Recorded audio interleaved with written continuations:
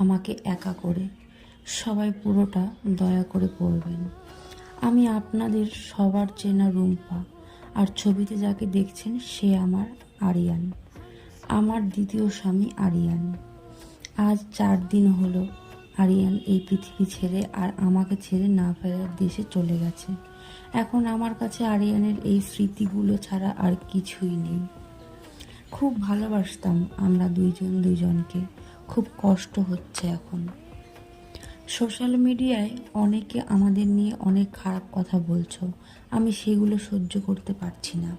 আরিয়ান একদম চাইতো না যে কেউ আমাকে নিয়ে কোনো খারাপ কথা বলুক। আরিয়ান চলে যাওয়ার পর আমারও আর বেঁচে থাকার কোনো ইচ্ছা নেই।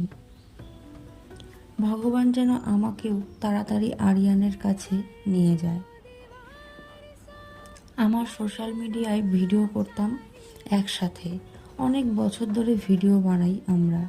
সবাই তো সোশ্যাল মিডিয়ায় প্রফেশনালি কাজ করে, কিন্তু আমরা শুধুমাত্র ভালোবাসা পাওয়ার জন্য ভিডিও করতাম। ইনকাম করতে যদি আসতাম তবে আজ আমার আরিয়ান আমার কাছেই থাকতো। ঝড় বৃষ্টির মধ্যে ওকে এত দূর অফিস করতে যেতে হতো না, আর ওর এই অ্যাক্সিডেন্টটাও হতো না। অনেকেই বলছো যে আমাদের মধ্যে নাকি খুব ঝামেলা হচ্ছিল, তাই আরিয়ানের মাথা ঠিক ছিল না। তাদেরকে বলি, এমন কোনো স্বামী স্ত্রী আছে যাদের মধ্যে একটুও ঝামেলা হয় না? সবার মধ্যেই টুকটাক ঝামেলা হয়। আমাদের মধ্যেও সেই রকমই টুকটাক ঝামেলা ছিল। অবশ্য এটা পরে ঠিক হয়ে গেছিল। আমরা একে অপরের সাথে বেশিক্ষণ ঝামেলা করে থাকতে পারতাম না। যেই দিন আমার আরিয়ানের অ্যাক্সিডেন্ট হলো সেই দিনও আমার হাতের খিচুড়ি খেতে চেয়েছিল।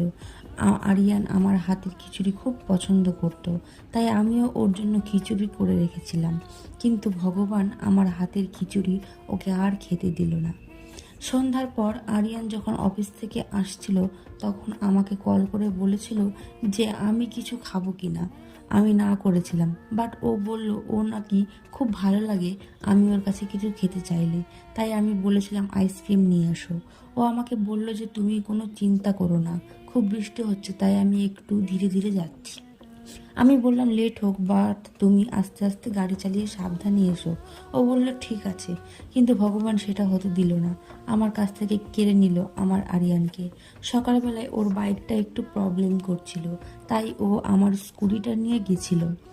আমি বারবার বলেছিলাম যে গাড়ি আস্তে চালাবে, কিন্তু ও আমার কথা শোনেনি। বৃষ্টির মধ্যেও ওর স্কুটি জোরে চালিয়েছে, আর তারপরে এই দুর্ঘটনাটা ঘটে গেছে। ওইখানকার লোকজন বলেছিল যে স্পটেই ডেট হয়ে গেছে। আমি খবর পাওয়া মাত্রই বৃষ্টির মধ্যে বাড়ি থেকে বেরিয়ে পড়ি ওর কাছে যাওয়ার জন্য। আমার বাড়িতে তখন কোনো ছেলে মানুষ ছিল না, তাই পাশের বাড়ির এক দাদাকে নিয়ে অ্যাক্সিডেন্টের জায়গায় যাই। যেখানে গিয়ে দেখি আরিয়ানকে পাই না। ওইখানকার লোকজন বলল ওকে নাকি হাসপাতালে নিয়ে গেছে। আমি তাড়াতাড়ি ওইখানে যাই, গিয়ে দেখতে পাই যে ও শুয়ে আছে। খুব কান্না করি, ওর নাকে হাত দিয়ে দেখি নিঃশ্বাস পড়ছে কিনা। সবাই ইশারা করে আমাকে বলে আরিয়ান নাকি না ফেরার দেশে চলে গেছে।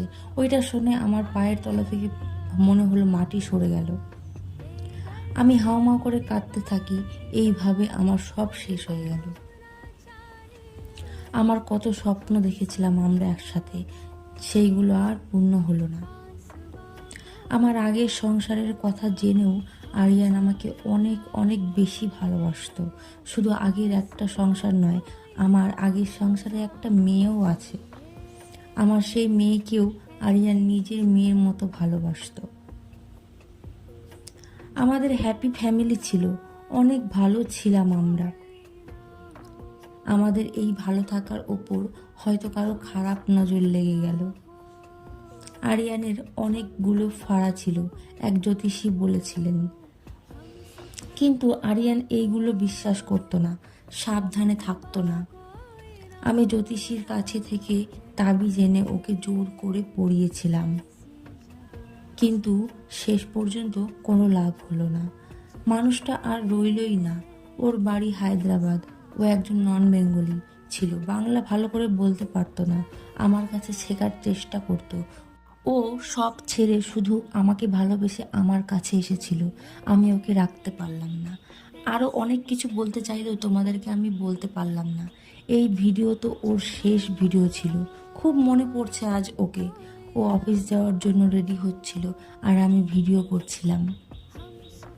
সবাইকে তো সবটা খুলে বললাম, আর কিছু জানার থাকলে অবশ্যই জিজ্ঞাসা করো। আমি সবাইকে সবটা বলবো, কেউ প্লিজ আর খারাপ কমেন্ট করো না। ফেরার দেশে অনেক ভালো থাকে,